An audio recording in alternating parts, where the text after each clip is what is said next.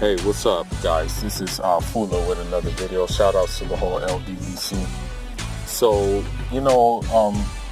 although the Thurman and Josezito Lopez fight is going on, I'm going to do my post-fight analysis of it soon. But I wanted to talk to you guys, man, about a new topic, basically. As I said before, I'm going to be doing track and field videos, too. And I'm gonna tell you, man, like track and field, man, is it's I guess you can say it's like the foundation of all sports, man. Like, I'm serious, because if you have good running technique, man, that transfers over to pretty much every sport you do, man. Seriously, if you're able to run fast, if you're able to run fluidly, then you're gonna be a hell of an athlete, man, in any sport you do. Sports such as like the javelin in track and field can transition to like baseball. Like, basically, like if you're a hell of a javelin thrower, you probably will be a hell of a pitcher too, with some work on that. Of course, football players, they do it to stay in shape, get the right technique and stuff like that for running, and it helps. It helps a lot, man. The work that has to go into track and field, though, you literally put your body through the meat grinder, man. Like, with boxing, your body takes punishment,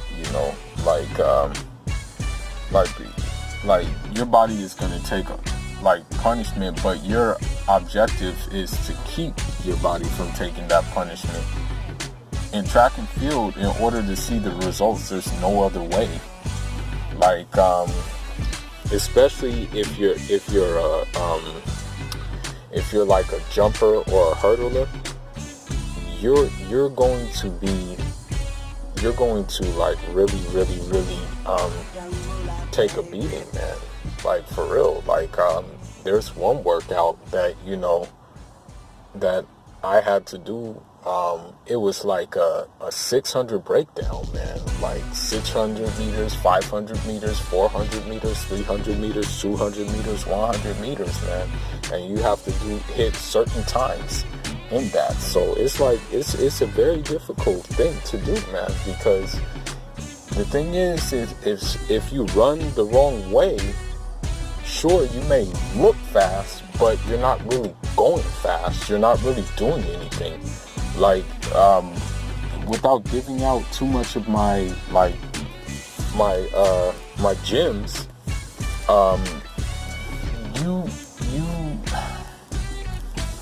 the more relaxed you are, the faster you're going to go, and the more of a time you will have in like applying the right mechanics and doing it right, and then by doing it right, you're going to be faster. But if you're just like forcing it and you're doing it wrong, it's not gonna work. It's really not gonna work. So I went to a track and field clinic today, man, and it just kind of like it just kind of let me know like what kind of things, like, we put our body through, like, and how, like, I'm fortunate enough to like be able to do both things, be able to run track, be able to be in boxing too, on a very high level, and the level keeps on raising for me as like the times go down, and as the boxing gets more intense, but I'm not going to reveal my intentions, because you just have certain people that don't want to see you blessed. So it's best to stay quiet and just put your head in the ground and just keep working, man. But in this video, man, I really want to talk about the ultimate athlete, man. This event in the track and field clinic today, man, this event is really underappreciated in track and field. Like, seriously, man, it's very, very underappreciated, but it's probably one of the most difficult events to do. Like, it looks very easy, but this event is extremely difficult. Like, you really have to be, you really have to be a real one to want to do this event, man. You really, really have to be, like, down with the, as they say, you have to be with the shits to do this event. Alright, and this event is called triple jumping. And triple jump, for those of you guys who don't know, is basically similar to long jump, but you have 3 phases before you go into the sand. You have a hop phase, you have a step phase, and you have a jump phase. Now, here's the thing about it, and I read this in an article. That event, triple jump, you need to have everything, basically. You need to have pop, you need to have speed, you need to be strong, you have to have rhythm, you have to have technique, you have to have all of that. Now, when I got introduced to triple jump, man, I did not know what the hell it was. Just like, you know, in primary school, your coach, you know, he just throws you in stuff, man. And he's like, he looks at your levers or he looks at you and stuff like that. And, you know, next thing I know, I'm like into that event, you know. Now, here's the most difficult thing about, probably one of the most difficult things about triple jump. You're going at a very, very high control speed, okay?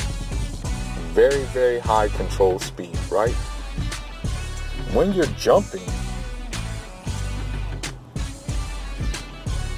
the jump itself is not the challenge. The challenge is when you're landing. Because according to this article, you're landing on basically 2 tons of weight. You're basically carrying 2 tons of momentum onto your one leg in the step phase. So you have to be very quick as hell off the ground. If you hang on the ground, bro, woo, you're gonna get it. I'm telling you, you are going to get it. You are going to get it. That thing is no joke. It really isn't. But once you learn how to do it, I swear to you, it's like you're flying. In fact, when people look at it and like look at like us train and stuff like that, they'd be like, man, it looks like you're floating. If you do it right, okay? If you do it right, it's gonna look like you're floating in the air, basically. You know, you have to do it right, though. Now, another thing about triple jumpers. Your triple jumpers are your best sprinters most of the time, man. Like, you can throw a triple jumper literally in a 100 through 400. One of the top triple jumpers right now, I think his name is Christian Taylor. I think he's a double gold medalist. He's a hell of a jumper, but guess what? You can throw him in a 400 meters or a 4x4 relay, and he'll give you 44 in the 400 meters, and he'll give you a 43 split in the relay. So that's the importance of speed in this event. You know, I know some 400 runners who can't even break 44 or anything like that. So he's moving. I'm telling you, he's moving, man. Now, probably the most I learned about triple jump, man, is it's probably in Cuba, man. In Cuba, man, they have like a triple jump school, basically. Cubans, They specialize in the hurdles and the jumps, man. Like, they have skilled jumpers and hurdlers, you know. Now, why hasn't that really transitioned to the open sprints? I don't know why, man. Because you have to be a hell of a runner to be a hell of a jumper. And so, yeah, man, you got to do it, man. So, yeah, for real. It's interesting. You know, in Cuba, the difference, I would say the main difference in their triple jumping and other places is Cuba is like a military regiment. Like, you have 17-year-olds, you have 13-year-olds, 14-year-olds already power cleaning, already squatting, already doing that, already doing 500 breakdowns. But guess what they're jumping? Guess what they're jumping? They're jumping like 59 feet. They're jumping like 17 meters and something, and they're only 17. Okay? They're already jumping professional at 17 years old. You know, like, that's a very, very impressive thing, man. But the only downside to that is because they put in all that work and because they have such a like regiment like that, it wears down their body so quickly, and very few of them go into the adult ranks. So what a lot of Cubans do is they move abroad and they jump for other countries, kind of like lessen the load off of them, you know. Once they get all the fundamentals in Cuba, once they get the strength in Cuba and stuff like that, some of them move on. Like, I got my buddy, he's triple jumping in Portugal right now, from Cuba, and he's doing a hell of a job, you know. So, yeah. Now, probably the best American jumper right now, I would say, is definitely Christian Taylor. You know, Christian Taylor, he's just a powerful jumper, man. When you hear him jump and hear his faces, you just hear, you know, and that's power. Now, I would say another jumper who's good, but he's more based off of speed, is Will Clay. You know, Will Clay has speed in his jump. He brings a lot of speed into his jump.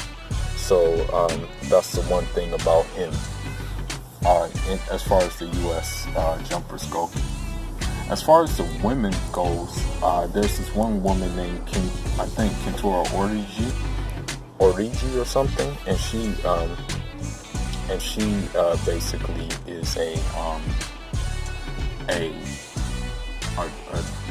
like, she's basically killing it on the women's side and stuff like that, you know. But yeah, man, I'm looking forward to the Diamond League in triple jumps. You're going to have my boy Pedro Picardo, the guy in Portugal who jumping. You're going to have Christian Taylor.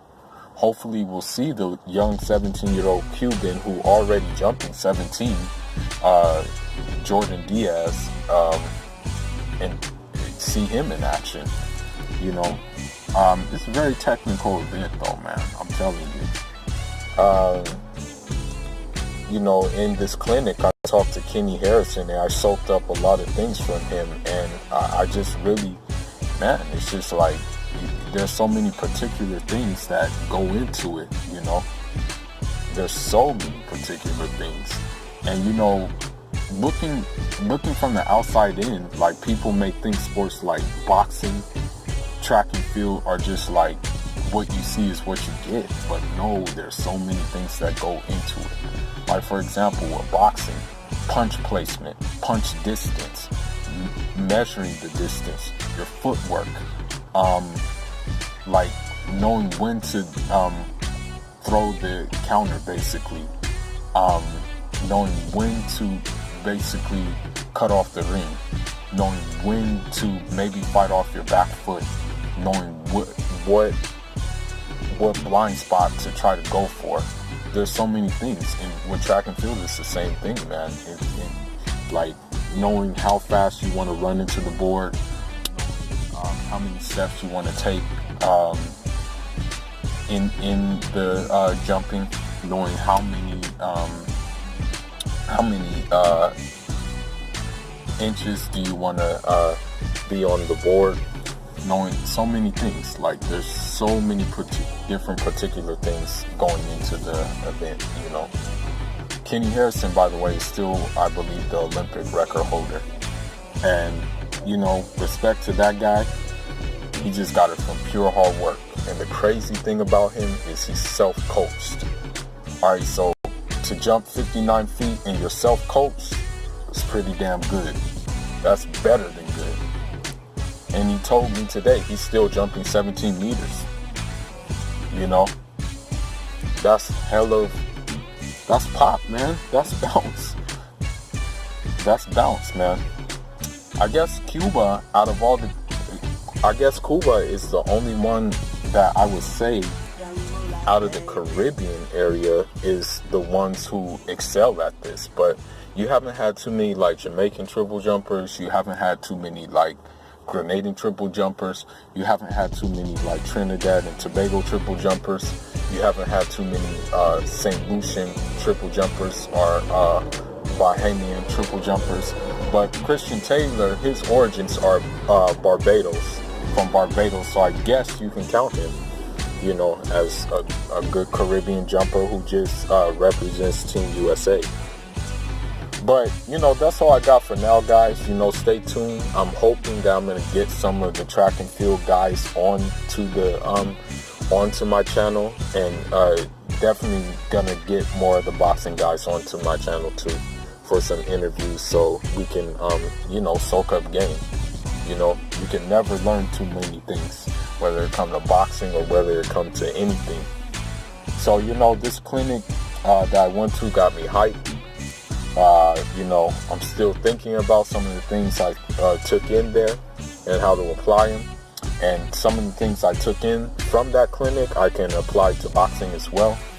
So stay tuned for coverage on Diamond League, and stay tuned for the Keith Thurman Josecito Lopez breakdown or recap. I'm off till the next one, guys. Good job.